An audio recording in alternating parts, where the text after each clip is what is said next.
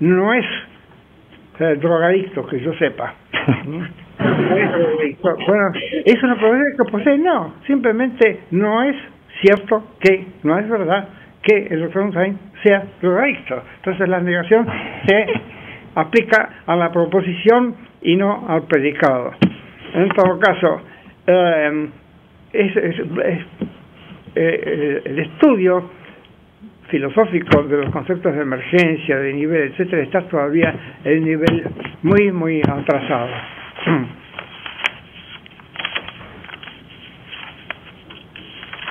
Otra pregunta es esta. ¿Son las neurociencias cognitivas un campo epistemológico más o menos epistémico, diría? Más o menos independientes o solo un campo de la biología? No, yo diría, por lo que dije hace un momento, que no son un campo de la biología o un capítulo de la biología, las neurociencias cognitivas, sino que son una interciencia, son una ciencia compleja que está a caballo de la biología y las ciencias sociales. No en vano existe desde hace ya tiempo la psicología social y ahora, como dije hace un rato, existe la neurociencia cognitiva y social. Es decir, están esas tres ciencias, la psicología, la neurociencia y las ciencias sociales están unidas. Lo que para un filósofo de tipo tradicional es desde luego tabú, un filósofo neokantiano, digamos, como Dilthey, o incluso los popperianos. Popper dijo que la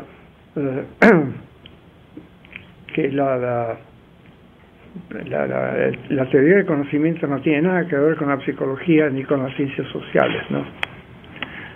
Bueno, ¿puede el cerebro estudiarse a sí mismo? Bueno, es lo que hacen el doctor Einstein. El cerebro del doctor Einstein estudia cerebros, no el propio, porque es un poco incómodo, no podría abrirse la tapa del cerebro y estudiarse mismo, pero lo que hace es abrir la tapa de otros cerebros, supongo que de ratones, y meter, seguramente que inserta electrodos en cerebros no solamente de ratones, sino de víctimas propicias que están por ser operadas por de epilepsia, ¿no? Para extraerle focos epilépticos. Entonces es la gran oportunidad que está esperando como un buitre, esperando lanzarse. No me va a quedar mal. Entonces, claro, estudia cerebros de otra gente, pero afortunadamente esa otra gente pertenece a la misma especie que el doctor Einstein, la especie humana, y son muchos más los rasgos comunes a los seres humanos que las peculiaridades. Por ejemplo, el doctor Einstein tiene la peculiaridad de ser vasco y de hablar en cordobés, ¿no? Entonces tiene varias peculiaridades: neurocientífico, vasco, cordobés, está temiendo el invierno que se le viene encima. Tiene cantidad de peculiaridades por las cuales se lo puede individualizar. Cuando yo quiera buscarlo, ya sé que tengo que buscar a un vasco miedoso del frío. Va. Pero justamente lo voy a encontrar porque yo sé que es un miembro de la especie humana, de modo que se va a comportar de manera muy parecida a mí. Por ejemplo, él también va a usar una computadora, él también va a hablar, etcétera, etcétera. Entonces sí, claro, el cerebro puede estudiarse a sí mismo. Alguien inventó hace unos 30 años, algo así, ese presunto problema. ¿Cómo es posible que algo se estudie a sí mismo? Bueno, claro, esto no se estudia a sí mismo, no estudia nada. Esto tampoco se puede estudiar así.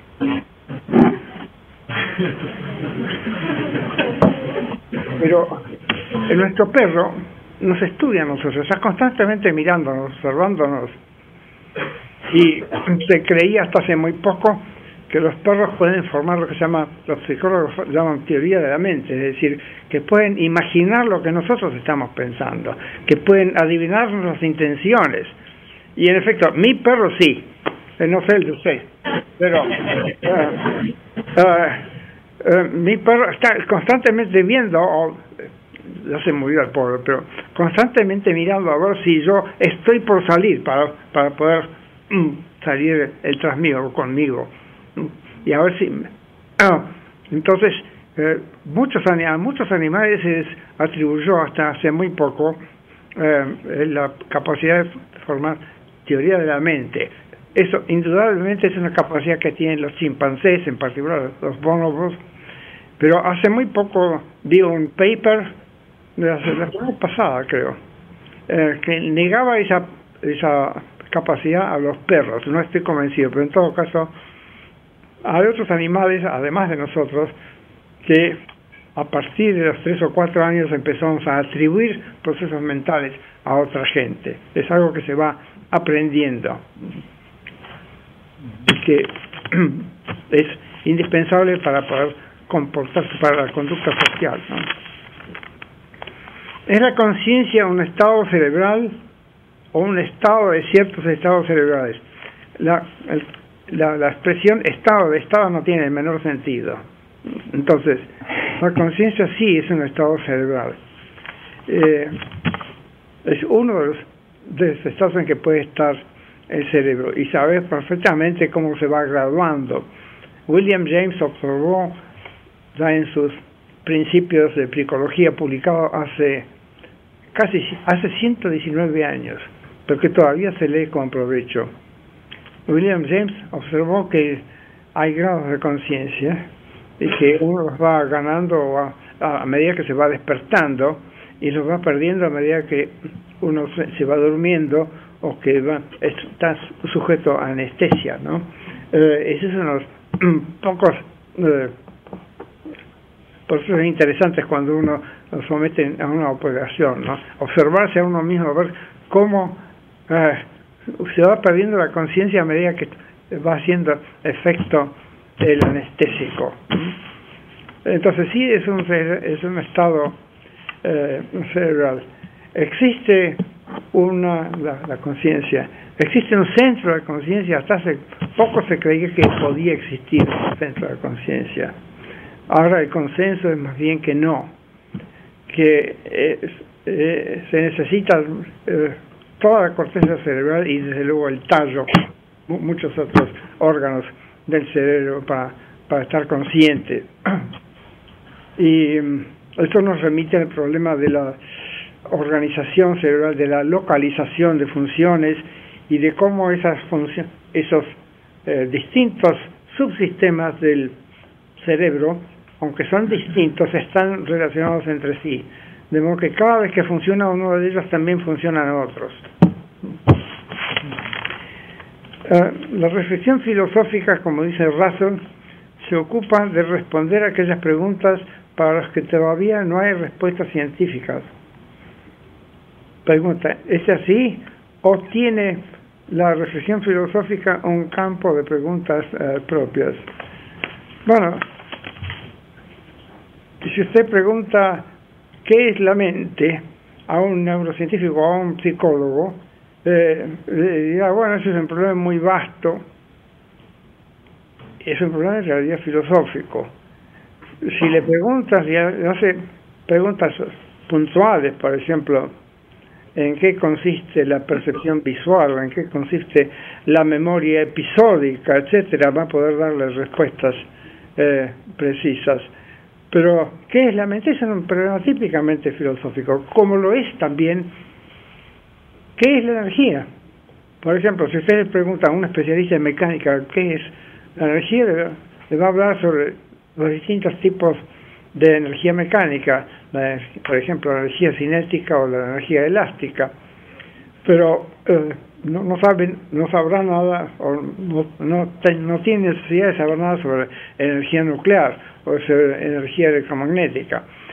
Cada rama de la física define una clase, un tipo de energía, pero el concepto general de energía es un concepto filosófico, no es un concepto científico, pero desde luego no se puede esperar entender o formar ese concepto filosófico sin tener en cuenta los distintos conceptos específicos: energía mecánica, energía térmica, energía electromagnética, energía química, energía nuclear, etcétera, etcétera. Entonces, lo mismo pasa con el problema de la mente. El problema general, ¿qué es la mente?, es el problema típicamente filosófico. Pero desde luego que aunque los científicos no puedan contestarlo, de todas maneras, ese problema es uno de los problemas que incita a los científicos algunos científicos, estudiar el problema de la mente. Es decir, la gente que se ocupa de las neurociencias cognitivas, afectivas y sociales fue llevada a ese campo, no por el azar, sino porque están auténticamente interesados, son curiosos, quieren saber qué es la mente, quieren saber cómo se piensa, cómo se siente, etcétera.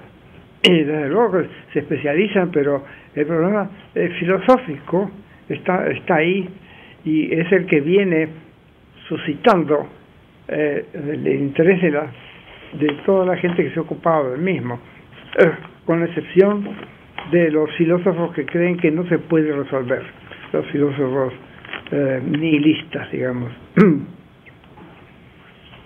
Existe hoy día, se llaman, son un poco más caraduras algunos de ellos, y se llaman misterianos.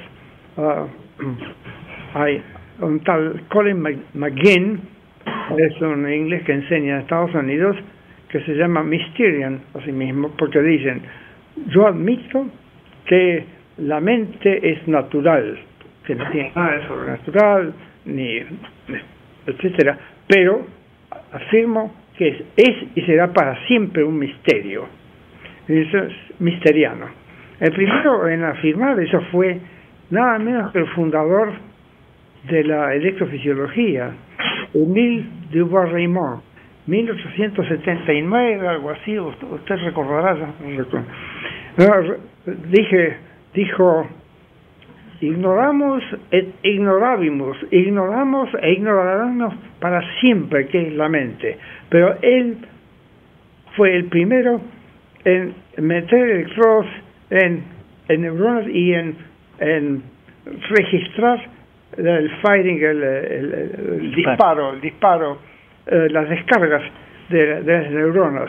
Es decir, fue el que inventó el instrumento más poderoso, hasta hace muy poco, más poderoso para investigar el cerebro, en particular las actividades mentales. Hace unos 30 años aparecieron el MRI, ¿cómo que se llama? Resonancia magnética. Resonancia magnética, ¿no? Bueno, y hay otros más. Pero en todo caso, es muy interesante cómo un fundador, un materialista sin saberlo, como era Émile Dubois-Reymond, se declaraba él mismo misteriano, ¿no? Bueno. Doctor, acá tengo una pregunta de la audiencia. Sí. Que dice: su teoría intenta ubicar la mente en una estructura cerebral de redes neuronales plásticas. ¿No es eso confundir la mente con fundamento biológico de la mente? No, ¿qué quiere decir fundamento biológico? Yo no entiendo lo que es un fundamento biológico, yo entiendo lo que es un proceso biológico. Pero no entiendo, por ejemplo, cuando se juntan, cuando dos neuronas hacen contacto, o cuando en cambio se separan, son procesos biológicos. Cuando se forma una nueva, lo que Hepton